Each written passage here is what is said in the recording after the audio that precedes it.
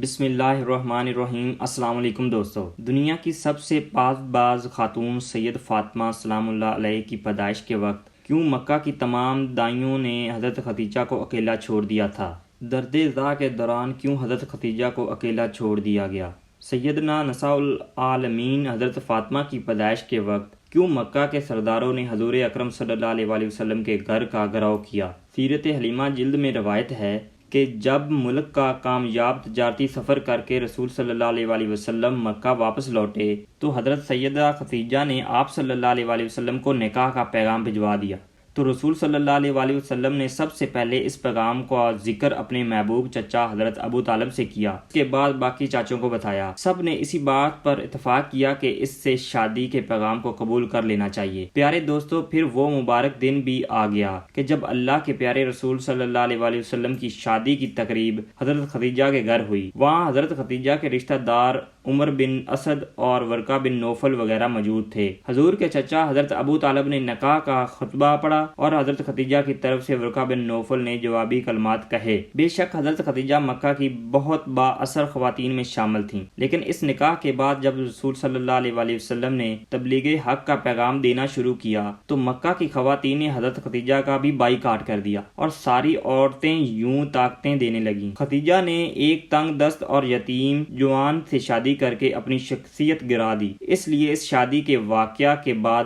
مکہ کے سردار اور امیر عورتوں نے حضرت خدیجہ کی طرف آنا کم کر دیا۔ شب معراج کی رات جب حضور اکرم صلی اللہ علیہ وسلم جنت سے گزرے تو حضرت جبرائیل علیہ السلام نے آپ صلی اللہ علیہ وسلم کو درخت طوبی کا میوہ پیش کیا۔ جب پیغمبر زمین پر واپس آئے تو اسی میوہ سے حضرت فاطمہ کی ولادت کا عمل شروع ہوا۔ اگرچہ معراج مکہ کے آخری ایام میں ہوئی، لیکن مفسرین نے لکھا ہے کہ معراج نبی بھی صلی اللہ علیہ وسلم کو کئی دفعہ ہوئی، جیسا کہ بہت سی احادیث میں ہمیں یہ ملتا ہے کہ نبی اکرم صلی اللہ علیہ وسلم اپنی لاڈلی حضرت فاطمہ کو بہت بوسے دیا کرتے تھے۔ ایک دن آپ کی زوجہ نے سوال کیا، کیا آپ فاطمہ کو اتنا چومتے کیوں ہیں؟ تو نبی اکرم صلی اللہ علیہ وسلم نے فرمایا، میں جب بھی فاطمہ کا بوسہ دیتا ہوں تو مجھے اس میں سے جنت کی خوشبو محسوس ہوتی ہے۔ اس حدیث کو امام بخاری، امام سیوطی اور امام طبری کے ساتھ ساتھ تقریباً تمام حدیث کتب میں بیان کیا گیا ہے۔ عظیم مولود نے پاک بیستی میووں پر مشتمل غذا کے زیر اثر نبی آخر الزماں جیسے والد اور حضرت خدیجہ جیسی پرہیزگار والدہ سے 20 جمادی الثانی کو دنیا میں قدم رکھا۔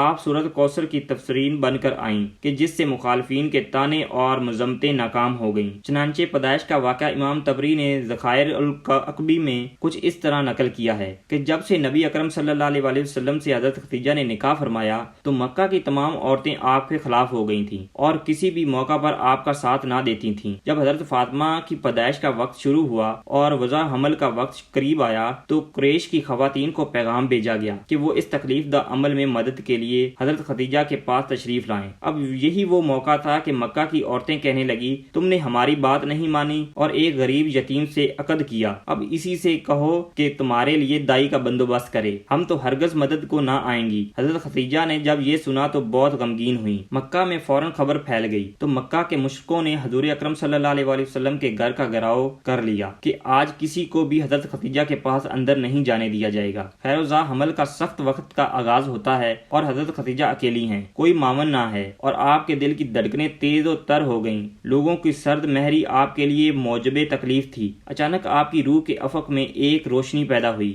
آنکھیں کھولی تو 4 خواتین کو آپ اپنے نزدیک پایا۔ آپ بہت پریشان ہوئیں۔ ان میں سے ایک خاتون کہنے لگی کہ پریشان نہ ہو، ہمیں آپ کی مدد کے لیے بھیجا گیا ہے۔ یہ خواتین حضرت فاطمہ کی ولادت تک حضرت خدیجہ کے ساتھ رہیں۔ حضرت فاطمہ کی پیدائش کے بعد جب اس واقعہ کا ذکر حضرت خدیجہ نے حضور اکرم صلی اللہ علیہ وسلم سے کیا تو نبی اکرم صلی اللہ علیہ وسلم نے فرمایا کہ وہ عورتیں فرعون کی بیوی آسیہ، مریم بنت عمران، سارہ، موسیٰ بن عمران کی بیٹی کلثوم تھیں۔ جب حضرت فاطمہ کی ولادت ہوئی تو اللہ تعالیٰ کے حکم سے 10 جنتی حوریں بی بی فاطمہ کے پاس آپ کو تر کا پانی اور جنت سے عمدہ لباس لے کر حاضر ہوئیں۔ ان حوروں نے بی بی فاطمہ کو آپ کوثر کے پانی سے غسل دے کر جنت کے لباس میں لپیٹ دیا تھا۔ اس وقت آسمان پر اچانک ایسا نور روشن ہوا، ایسا نور فرشتوں نے کبھی بھی نہیں دیکھا تھا۔ ان 4 عورتوں نے حضرت بی بی فاطمہ کو حضرت خدیجہ رضی اللہ عنہ کی گود میں دیتے ہوئے یہ الفاظ بولے کہ تمہاری بیٹی طاہرہ ہے، خدا ان کی نسل سے حضور اکرم صلی اللہ علیہ وسلم کی نسل بڑھائے گا۔ روایت میں آتا ہے کہ ام المومنین حضرت محمد صلی اللہ علیہ وسلم کے گھر پر آپ صلی اللہ علیہ وسلم کو مبارکباد کہنے کے لیے آ رہی تھیں کہ راستے میں ان کو سلیمہ نامی ایک عورت ملی۔ اس نے پوچھا، ام ایمن تم جلدی چل کر کہاں جا رہی ہو؟ ام ایمن نے کہا، حضور اکرم صلی اللہ علیہ وسلم کو اللہ تعالیٰ نے بیٹی سے نوازا ہے، ان کو مبارکباد دینے جا رہی ہوں۔ سلیمہ ام ایمن کہنے لگی، محمد کے گھر بیٹی ہوئی ہے، بیٹا تو نہیں ہوا جو تم مبارک دینے چل نکلی ہو۔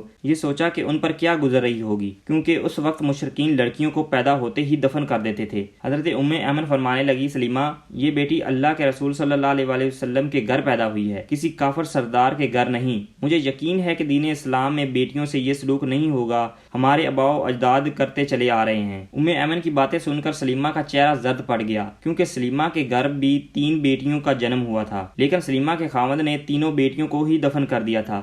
یہ سلیمہ کے گھر میں ہی نہیں ہوا تھا، بلکہ یہ عرب کے مشرکین میں رواج تھا کہ جب ان کے گھر کوئی بیٹی پیدا ہوتی تو اس کو مار کر یا پھر زندہ زمین میں گڑھا کھود کر دفن کر دیا جاتا۔ عرب کے چند قبیلے تھے جو اپنی بیٹیوں کو پیدا ہوتے ہی دفن نہیں کیا کرتے تھے، بلکہ ان کی پرورش لڑکوں کی طرح ہی کرتے تھے، لیکن زیادہ تر قبائل لڑکی کو پیدا ہوتے ہی دفن کر دیتے تھے۔ سلیمہ بھی ام ایمن سے باتیں کرتے ہوئے ان کے ساتھ حضور اکرم صلی اللہ علیہ وسلم کے گھر چلی گئیں۔ سلیمہ نے سوچا کہ میں بھی دیکھتی ہوں کہ حضور اکرم صلی اللہ علیہ وسلم کا بیٹی کی ولادت پر رد عمل کیا ہے۔ جب یہ دونوں خواتین حضور اکرم صلی اللہ علیہ وسلم کے گھر پہنچی تو کیا دیکھا کہ حضور اکرم صلی اللہ علیہ وسلم اپنی بیٹی کو گود میں اٹھائے پیار کر رہے ہیں، ان کے چہرے مبارک سے بوسے لے رہے ہیں۔ جو بھی بیٹی کی مبارک دینے کے لیے آتا تھا ان کو خوشی خوشی خیر مبارک کہہ کر روانہ کر رہے تھے۔ سلیمہ حضور اکرم صلی اللہ علیہ وسلم کے قدموں میں بیٹھ کر رونے لگی، یا رسول اللہ صلی اللہ علیہ وسلم آپ کا دین سچا ہے، آپ سچے ہیں، آپ کا خدا سچا ہے، آپ صلی اللہ علیہ وسلم کا گھرانہ سچا ہے۔ دوستو ویڈیو کو لائک کریں، چینل کو سبسکرائب کریں، ملتے ہیں نیکسٹ ویڈیو میں، اپنا خیال رکھیں، اللہ حافظ۔